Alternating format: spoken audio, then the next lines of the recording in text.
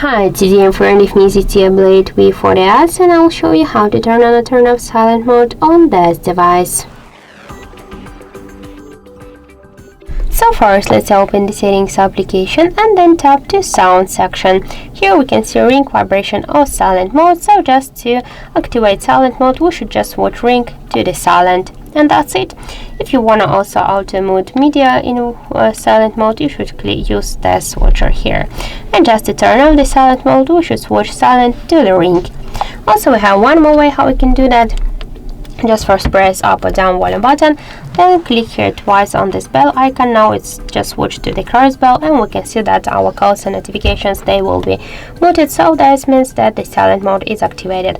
Just to turn off the silent mode, we should click here only once again on this bell icon, and now our calls and notifications, they will ring, so this means that we just successfully turn off the silent mode. And one more way, the third one, we just should first open notification panel shortcuts. Here we will see the ring icon.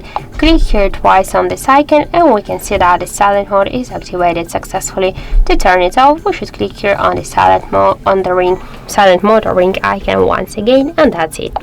So thank you for watching, and if you find this video helpful, don't forget to leave a like, comment and to subscribe our channel.